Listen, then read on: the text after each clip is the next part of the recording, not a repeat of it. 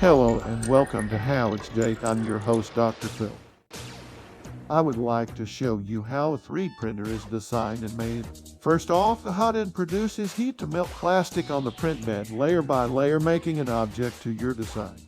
Now let's talk about how it was built and the properties each material used to produce the part. There are many different parts that make up a 3D printer, so we will only get into a few parts today. Let's get started, shall we? The frame is made out of aluminum extrusion. The process to make this object is called extrusion, which is easy enough seeing its name.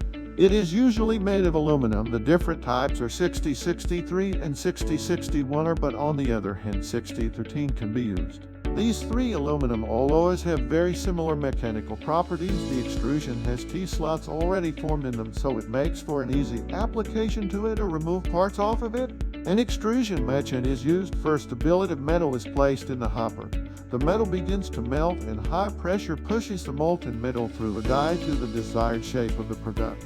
After it is cut to length and 5.08 tap is used, you now have a completed piece. The extrusion is used mainly to make frames for tools or rails to hold parts to an area where needed. So let's move on now to how the gantry plates were formed and made. A sheet of metal is placed into a progressive stamping die machine. This process is used for high volume and can be produced at a fast rate. The setup costs are high for startup but effective for long term. The plate of metal is continuously fed in the machine. Then holes are punched and then bent to shape. Once through the machine, it is cut and dropped into a basket. Now it is time to take away the burrs by using a vibratory tumbler. Either the part is finished now or it can be anodized to create a protective layer. It can come in many different colors. The three different materials I chose are 6063 aluminum, 1117 steel, and 1215 steel. The aluminum is great for a lightweight and cost-effective part, but on the other hand, the two steels would be a better choice for long-term effectiveness for the stresses put on it. So let's look at some parts from the hot end of the 3D printer. We will first look at the nozzle. This is where the plastic is fed through a small hole of the nozzle when heated. Now moving on to the process of making it. It is placed on a lathe and a rod is brought down with facing to make the diameter and chamfer for the thread, and it is tapped with M6.08 using a center drill, then drilling out the internal with a drill. The inside diameter is drilled out almost to the tip. Now it is time to cut the excess in with a cut-off bit. It's put into a call, a chuck, flipped around, and now cut the small diameter of 0.4 to finish cutting the hole. The angle of the nozzle is cut to shape.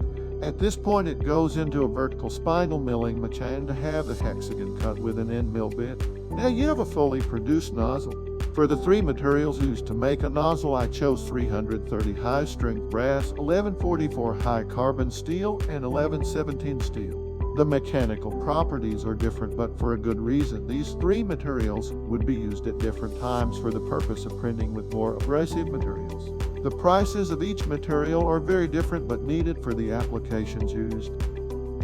The radiator block is important for cooling the plastic in the tube so it doesn't get stuck inside and has less resistance. The process of making this part is the bar of material is placed in a saw to cut it down to fit a vertical spindle milling machine. Once in the milling machine, an end mill brings the material down and makes the fence for the cooling. Then a drill is used to cut the three holes from the front, two going through and one halfway with them 3.5. Once the one side is done, it is placed upright to make the hole. A center drill is used and a drill bit to make the hole. A countersink bit is used to help guide the tap. Now it is time for the tap to begin. M10 1.5 is used. The part is now flipped over to drill out the rest of the part using a center drill to guide the drill bit. M6.8 is used for the middle, then M3.5 is used for the two remaining holes. Now your part is ready.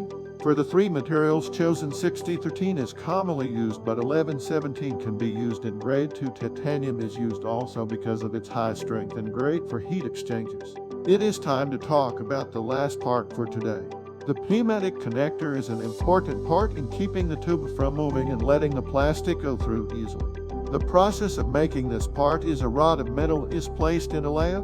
A center drill marks the middle, then a drill makes a hole. Once done, the hexagon is cut with an end mill bit to M10. Now it is time to cut down the threading and tap it with M10 1.5. The part is finished and a plastic clip is added inside to compress the tube. The properties of the three materials are very similar, but prices are not. Well, that's all for now, folks, and thanks for watching.